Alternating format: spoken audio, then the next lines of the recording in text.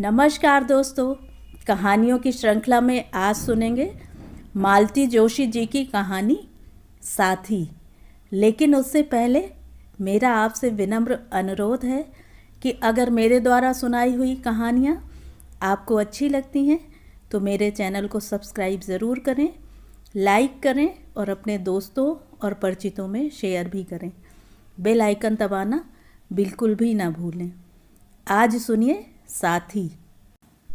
दाल पीसते पीसते उनका बूढ़ा शरीर हाँफ उठा था। हर आहट पर वे चौंक उठती थी। कभी इस आशा से कि रामलाल होगा, कभी इस डर से कि बहू रानी क्लब से न लौट आई हों। यूँ देखा जाए तो बहू रानी बेचारी कभी कुछ नहीं कहती, खुद ही आगे बढ़ बढ़कर उनकी हर इच्छा, हर ज़रूरत को पूरा करने की कोशिश करती है। फिर भी कभी कभी संकोच हो ही जाता है। पिछले हफ्ते से बाबूजी 2-3 बार कचौड़ी खाने की बात कह चुके हैं। यूँ यह कोई बड़ी बात नहीं थी, लेकिन उनकी खांसी बढ़ जाने के डर से इधर तली हुई चीज़ें करीब करीब बंद सी हैं। माँ जी इस बात के औचित्य को समझती ना हूँ, ऐसा भी नहीं। फिर भी बाबूजी का यूँ ज़रा सी चीज़ के लिए तरसते रहना उन्हें अपार कष्ट पहुँचाता है। इसीलिए आज उन्होंने मुँह अंधेरे उठकर दाल भिगो दी थी। बहू रानी के क्लब में जाने के बाद मैदा गूंद कर रख दिया था और दाल पीसने बैठ गई थीं। वे सारी सामग्री तैयार रखना चाहती थीं, जिससे प्रोग्राम में हेर फेर की गुंजाइश न रहे।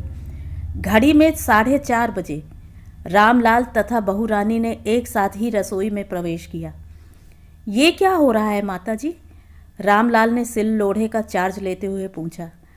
थोड़ी कचौड़ी बना लेंगे आज। जब देखो मरी डबल रोटी बच्चों के आगे रख देते हो। पता नहीं रोज रोज कैसे खा लेते हैं बेचारे, माँ जी ने कहा। रामलाल ने बहू रानी की तरफ देखा, मानो कहना चाहता हो कि माताजी ने किस खूबी से बात बनाई है, पर बहू रानी के गंभीर चेहरे को देखकर चुपचाप अपना काम करने लगा। आपने क्यों तकलीफ़ की? रामलाल ग्राइंडर में 5 मिनट में पीस देता, बहू ने कहा। उसकी सहृदयता से माँ जी का मन तरल हो उठा। अरे करने को यहाँ है ही क्या, लेकिन एकदम काम करना छोड़ दूंगी तो ये हाथ पैर एकदम बेकार नहीं हो जाएंगे? कहते हुए वे रसोई घर से बाहर आ गईं। मंदिर से कीर्तन की आवाज़ आ रही थी। 2-4 बार बड़के ने पूछा भी था। पड़ोस वाले एसपी साहब की माताजी भी रोज़ मंदिर जाती हैं, पर माँ जी ने मना कर दिया था। कह दिया था मेरे तो काशी विश्वेश्वर घर में ही हैं। तब शर्म भी आई थी। बहू क्या सोचती होगी कि बुढ़ापे में भी इन्हें घर का मोह नहीं छूटता। वे क्या करें, सचमुच ही उनका घर से पाँव नहीं निकल पाता।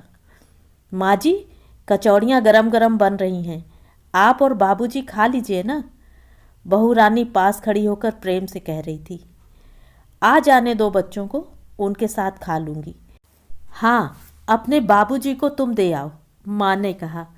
जब भी खाने की कोई चीज़ बाबूजी के कमरे में भेजनी होती तो वे बहू रानी को ही भेजती। बहू जब माथे पर पल्ला खींचकर बड़े अदब से ट्रे लेकर कमरे में जाती तो गर्व से उनका सीना फूल उठता। लगता कि इस वक्त हर कोई आकर देखे कि उनकी बहू कितनी सुशील है। मेजर की बेटी है, कलेक्टर की बीबी है, पर जरा सा भी गरूर नहीं है। बाबूजी को भी अच्छा लगता है कि बहू उनकी सेवा कर रही है। उन्हें नौकरों के भरोसे नहीं छोड़ दिया गया है। शाम हुई और बच्चे किलकारियां मारते हुए घर में दाखिल हुए। दोपहरी से सोया हुआ घर एकाएक जाग पड़ा। बहू रानी को बच्चों में उलझा देखकर माँ जी बाबूजी के लिए फिर एक प्लेट भर कर ले गईं। वे खा पी कर तृप्त होकर लेटे थे। और नहीं लोगे? नहीं भाई, फिर रात में खांसी चैन नहीं लेने देगी। तुम क्या रसोई में थी इतनी देर?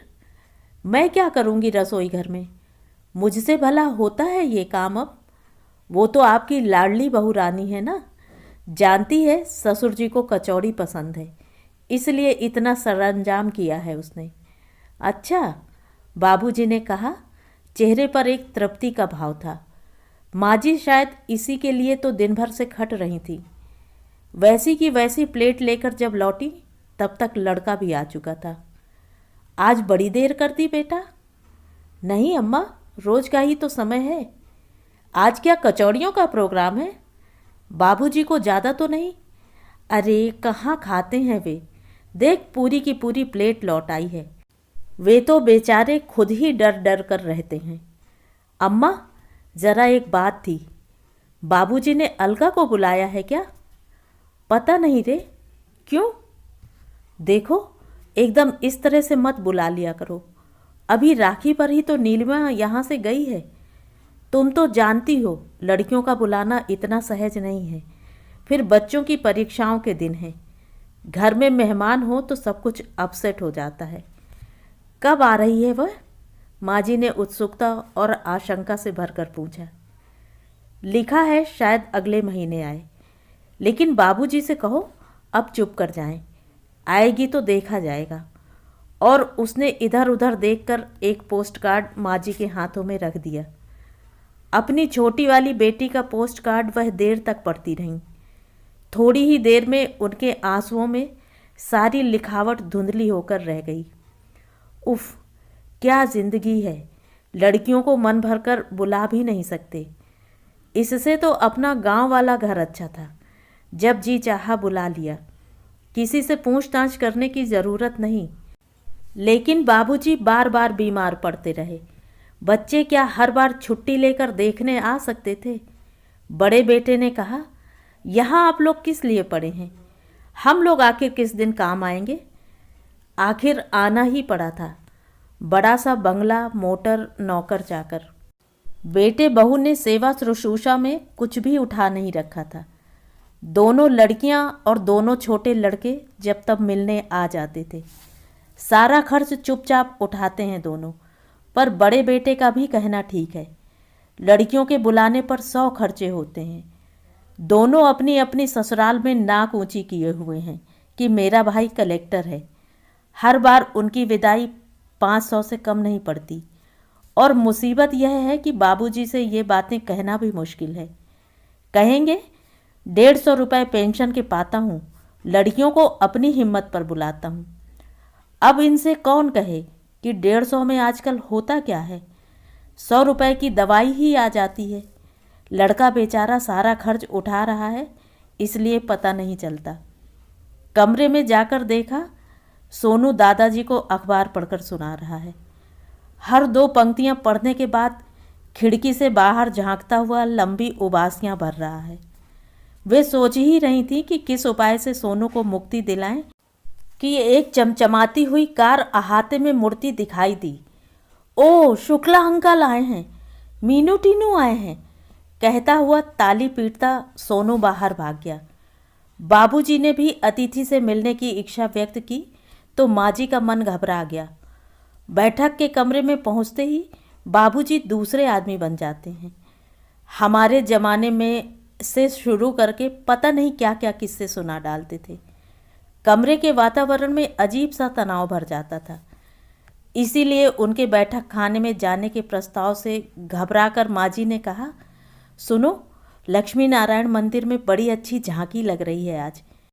बड़का कह रहा था आप लोग जाएं तो गाड़ी तैयार करवाऊं। अरे वाह, तब तो ज़रूर जाएंगे भाई।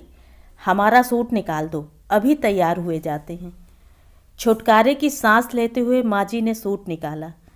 यह पुलोवर, कंटोप और दस्तानों का सेट था जो मझली बहू ने बुनकर भेजा था।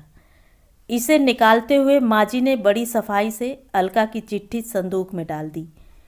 अब कभी भी बात छिड़ने पर वे कह सकती थीं कि आप चिट्ठी पढ़कर भूल गए। वाह, क्या चीज़ बुनी है हमारी माया बिटिया ने। मजाल है जो जरा भी हवा लग जाए। माया ने तुम्हारे लिए भी तो जर्सी भेजी है ना, वह कहाँ है? पहनो ना, बढ़िया लगती है।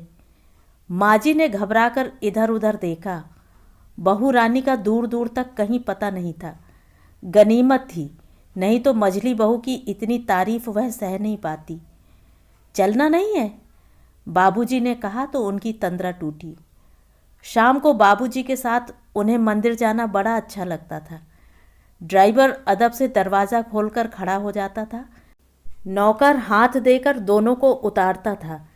सारे दृश्य को दर्शनार्थी बड़े मनोयोग से देखते थे। आंखों में श्रद्धा और आदर लिए हुए वे जब हाथ जोड़ते तो मन गौरव से भर उठता।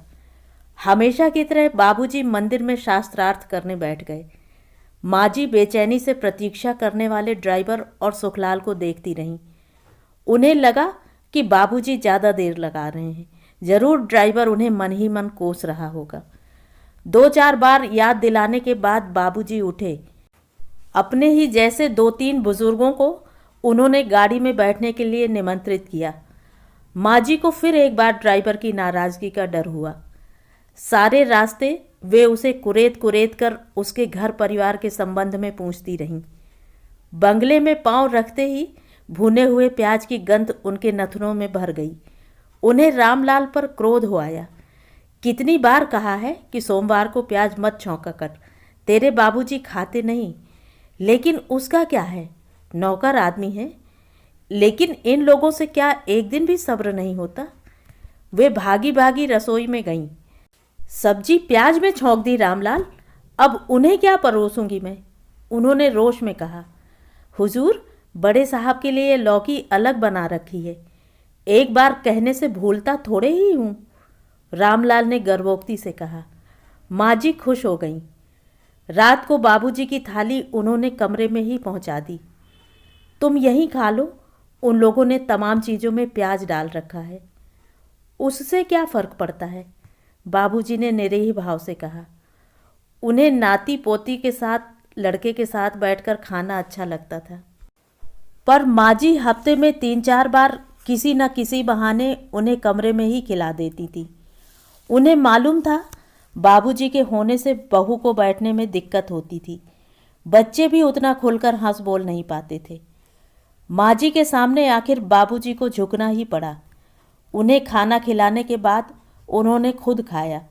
फिर बाबूजी को टॉनिक के बाद गोली और गोली के साथ दूध दिया। फिर उनका बिस्तर ठीक किया। दिन भर की मुड़ी तुड़ी चादर बदली, सिरहाने, मफलर, कंटोप और बिस्तर के नीचे चप्पलें रखी। स्टूल पर थर्मस में गर्म पानी, खांसी दबाने के लिए प्लेट में मुलहटी, लौंग और मिश्री के टुकड़े रखे। उन्हें बिस्तर पर लिटाने के बाद ही माँ जी को चैन मिला। और फिर एकाएक उन्हें लगा कि वे बहुत थक गई हैं। सुबह से जैसे पाँव में भौंरी बांधकर काम करती रही हैं। अब जाकर याद आता है कि वे उम्र की 62 सीढ़ियाँ पार कर चुकी हैं। हमेशा जैसी मेहनत उनके बस की नहीं रही। बड़ा लड़का रोज की तरह जब कमरे में आया तब वह पाँवों पर आयोडेक्स मल रही थी। लाओ मैं मल दूँ, उसने हाथ से शीशी छीनते हुए कहा। क्यों दिन भर हाय हाय करती रहती हो? कितनी बार कहा है कि बस बैठकर हुक्म किया करो। देखो बहू कुछ करती भी है या नहीं। कहाँ करती हूँ रे कुछ, उन्होंने कहा। पर उन्हें अच्छा लग रहा था। उनके थके शरीर को उसके बलिष्ठ हाथों का आधार बड़ा अच्छा लग रहा था। सुबह 8 बजे से पहले उठना नहीं कहकर जब वह चला गया था तो उन्हें बड़ा अच्छा लग रहा था। अपने भाग्य पर उन्हें ईर्ष्या हो आई। कभी सोचा भी नहीं था इतनी बड़ी गृहस्थी इतनी आसानी से पार हो गई। तीनों लड़के पढ़ लिख गए, ऊंचे ओहदों पर पहुंच गए। लड़कियां खाते पीते घरों में चली गईं। बहुएं भी आईं तो सुंदर, सुशील। कभी किसी ने लौटकर जवाब तक नहीं दिया। आदमी को और क्या चाहिए? बस भोलेनाथ, अब इस भरे दरबार में से मुझे हाथों हाथ उठा लो, यही प्रार्थना है, उन्होंने दोनों हाथ माथे से टेक कर कहा। लेकिन उनकी बंद आंखों के सामने असहाय एकाकी बाबूजी की मूर्ति नाच उठी और उन्हें लगा बुलावा आ ही गया तो क्या वे निश्चिंत मन से जा सकेंगी? तो ये थी कहानी। कहानी आपको कैसी लगी कमेंट करके ज़रूर बताएं।